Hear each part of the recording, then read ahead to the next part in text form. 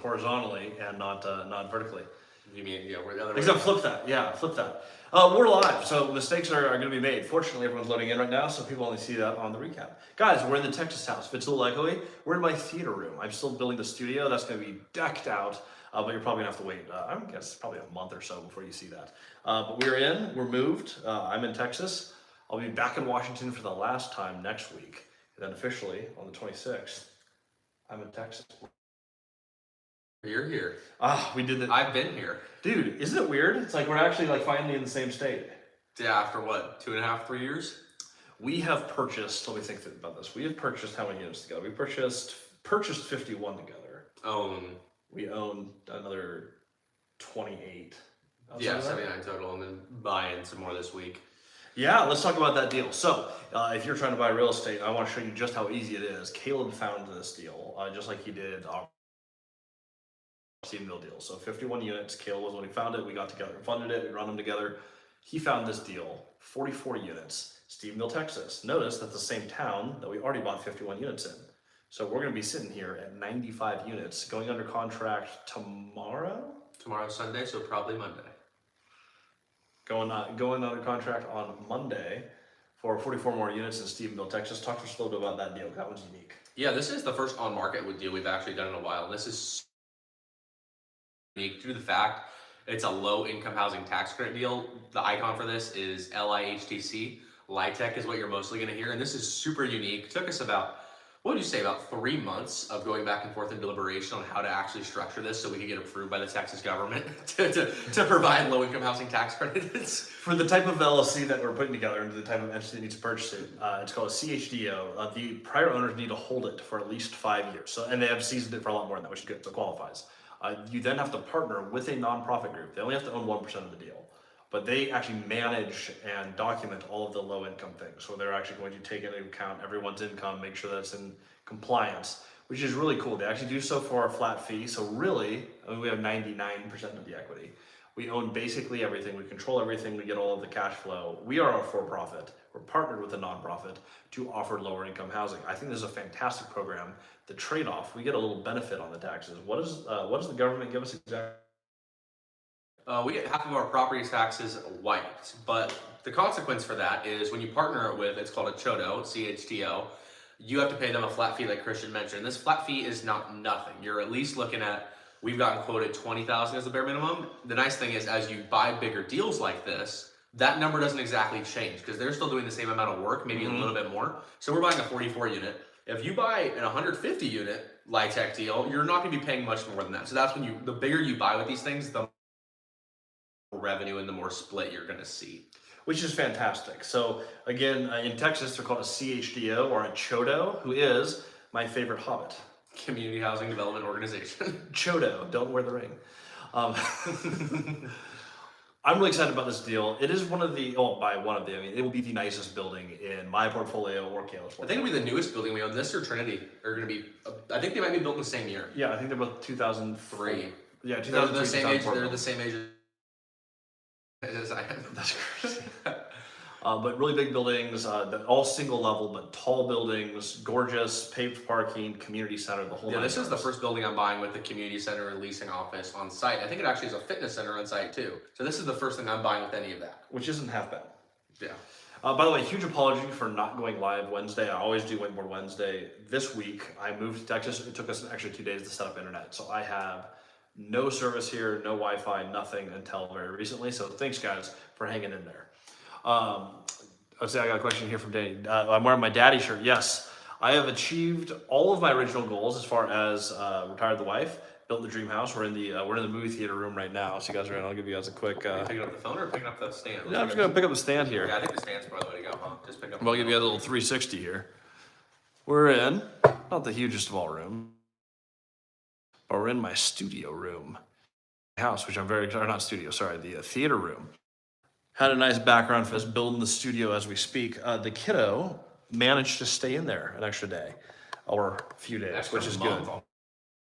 Yeah, that's the hope. So kid almost came sick. However, he's hanging out in there. So not a dad yet, but I am wearing my shirt. So actually someone from Multifamily Strategy got me this shirt. So yeah, one of the mentees sent this to me, which I really appreciate. So I wear it all the time. A little oversized daddy shirt. Let's see here. What's the last one? Oh, I don't know. Whenever we go, rules for the comments on YouTube. If you go vertically, you get a different audience than if you go horizontally.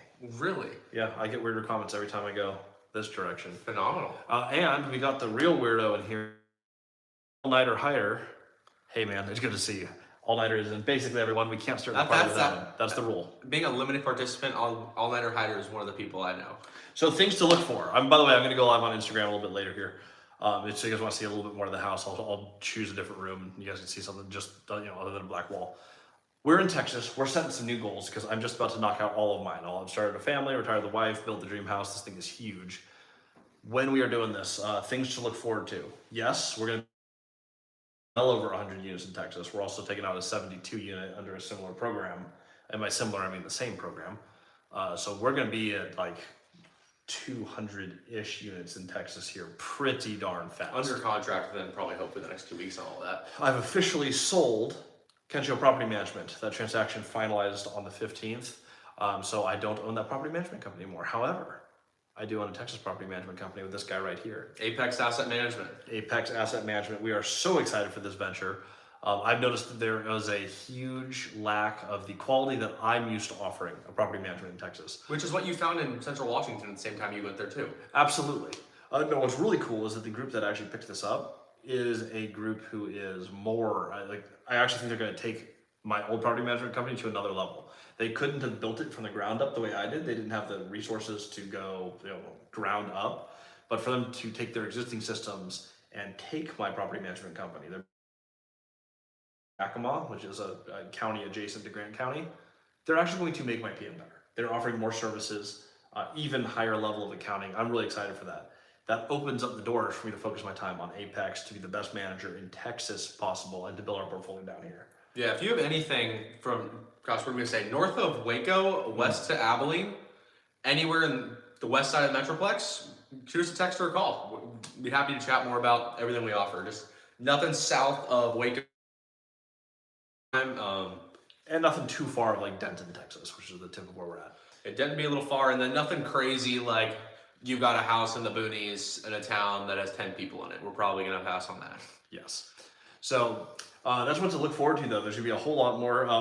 Danny will be sharing on Instagram all of the general home design stuff that we did because she loves that. She loves that piece, and we're having a blast. So we'll share the actual personal story for what it looks like to actually hit the goal through real estate and how we did that. As always, the channel content's going to be the same. I'm just going to have a bigger, nicer studio with more equipment, more space, better backgrounds. I'll be in studio more often as well. We'll see more of Caleb because we're rocking projects together now. But really, really excited for the adventure. Excited to share it with you all. So want to bring you guys a quick live as an apology for not going live this Wednesday, but also to answer any questions you have here. So if you guys have any questions in the chat, ask them now. Otherwise, we'll go live on Instagram in a little bit and we'll call that it for streaming. I'll be back in Washington for a week and then a permanent resident of the great state of Texas, which I am loving.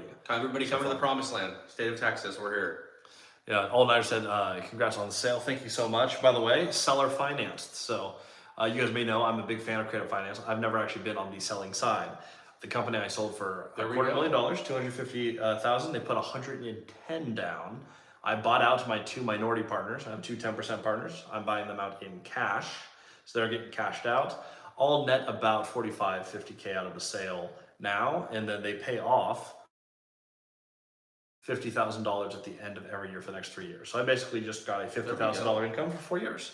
Could be worse. Could be worse. I got paid $5,000 a month while I ran that company, and I ran it for 2 years, so not a ton of money, but was paid a salary to run the company, and then was paid about an equal amount to not run the company. Yeah, a little over $4,000 right there. Yeah, and it's a little more than 50 because I also have like $500-ish a month payments for their interest. So I think I get paid about the same for 4 years as I did for the 2 years I ran the company. Not a horrible deal. Let's get that last comment and then we'll wrap this up. Congratulations on the first kid. Oh, I'm so excited for it.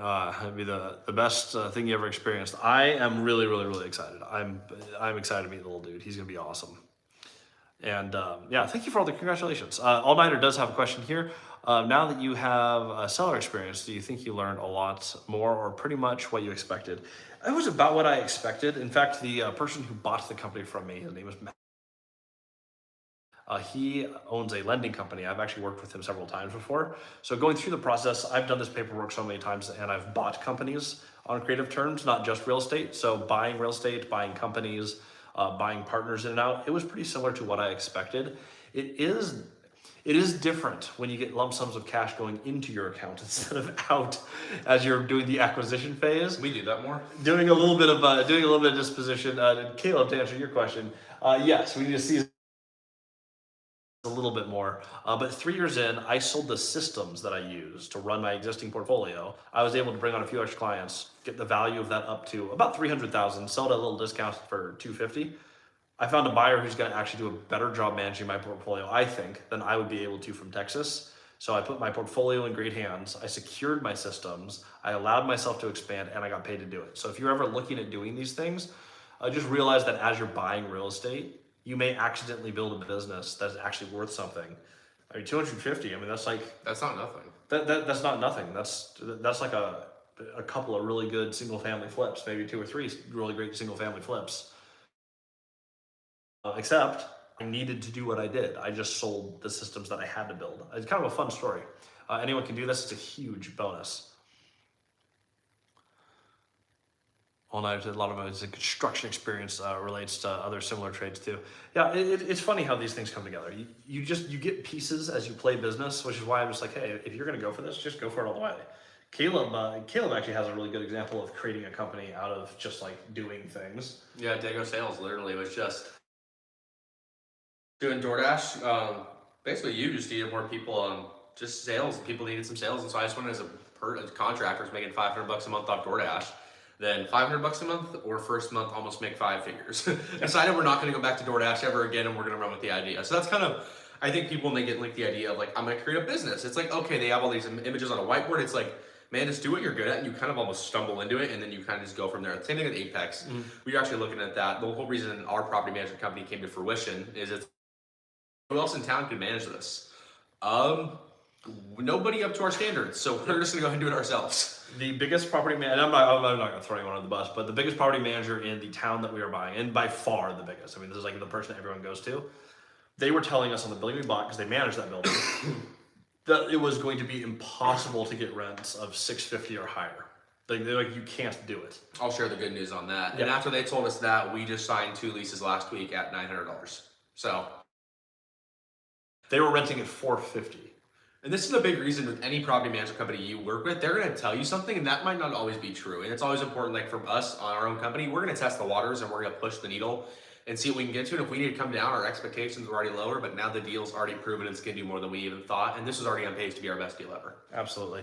Andrew asked a question about the mentorship, speaking of, because you started Dago Sales. I actually had a couple mentees. I have this available again, by the way. But there's an affiliate system where it's like, hey, if you have buddies who want to join, I just pay you 20%, which is awesome.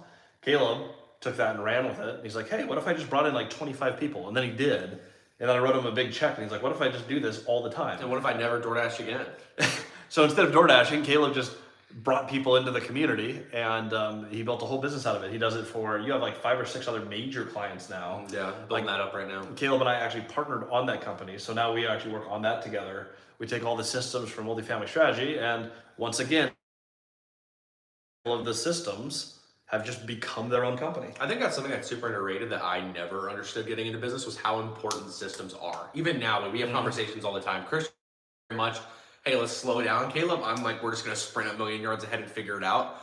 And it's adding that base, adding that foundation, adding the systems is what's going to allow you to scale in the future. If we didn't add the systems we're adding right now, or we've added the last few months, we wouldn't be able to go where we're going. We wouldn't be able to take down this 44 unit, this 72 unit. You have to go and drill your foundation so that you can build something incredible. This is something I did not understand whatsoever until we had a few heart-to-heart conversations about this where there's a lot of frustration, like, why aren't we going faster? Why aren't we going faster? It in fact takes time. It does take time. Andrew has the question here. Is there a way to buy like a starter program for a smaller amount before going into the mentorship program? Yes. The course is designed to go with the mentorship.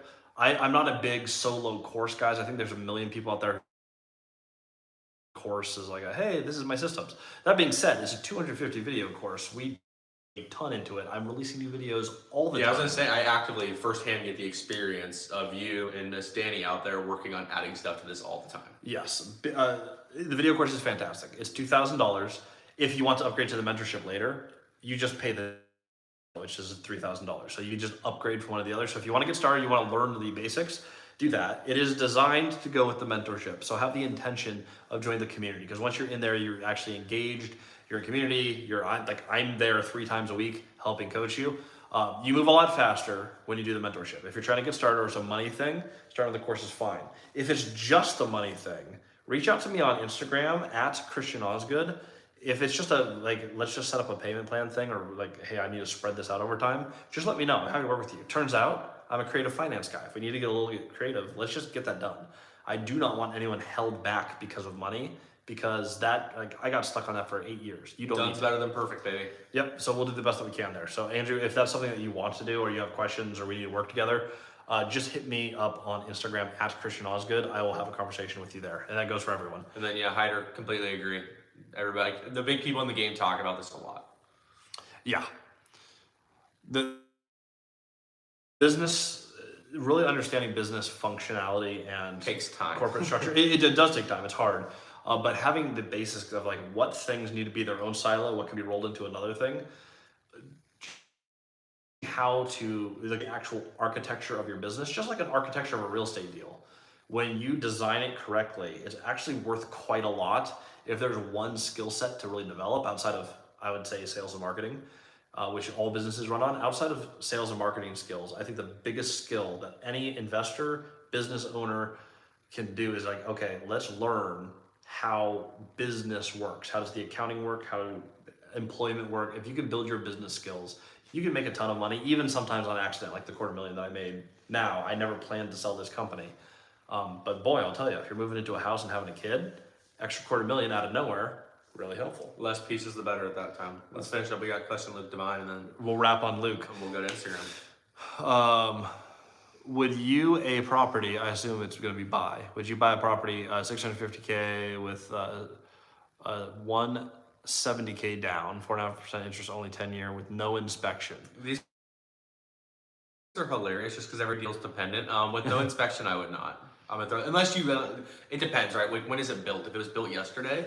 No, I'd still not do it without an inspection. Must have an inspection. Now with no inspection contingency, that's what I was talking about. I can look at that. I can look at okay, well, I'm still going to inspect it, but if the contingency is the important part there. Yeah, it depends on how much the earnest money is too. I would like to see a contingency on everything, but if it's a deal that looks amazing and you really believe in it, I would do it without an inspection contingency if I had to. But again, that'd be kind of a weird request, because I'm well, what would you be hiding where I can't inspect the building I'm buying? That's not normal. So buying something without inspecting it, I would never do that for any reason. I wouldn't take a free building because you just never know what's wrong. Let's wrap up on Mikhail's question. Okay. Michael, whatever, I'm not sure how to pronounce that. Michael, if you get a property under contract, and worst case scenario, you aren't able to find funding, what happens? Just lose the property? I'll actually take this one. I think a big misunderstanding too of people getting started in real estate is how easy it is to actually find the money. Mm-hmm. We've been in pinches with less than 12 hours to go, and we found hundreds of thousands of dollars. And I'm not saying that's the case for everybody. I'm not going to say you're going to pull that out. I'm not going to say you're going to get in that situation, but it is truly the easiest part of the process. If you find a good deal, the funding is going to come. I mean, a multifamily strategy, how many people have you seen miss out on deals because of it's never happened. Everyone who has found a deal, who's had, deals have fallen out of contract. Often it's in the inspection phase, or it's in somewhere in due diligence. Hey, the numbers aren't actually panning out the way that we were originally told. That happens. But there's never been a deal where someone's hey, we want to move forward, and they haven't closed because of funding. It's never happened in 3 years. No one has ever failed to fund a deal that they wanted to close. That being said, yes, if you failed to find the funding, you would fail, you were part of the contract, you just wouldn't get the property. Typically, you want to read this because I've actually seen some really sneaky ones.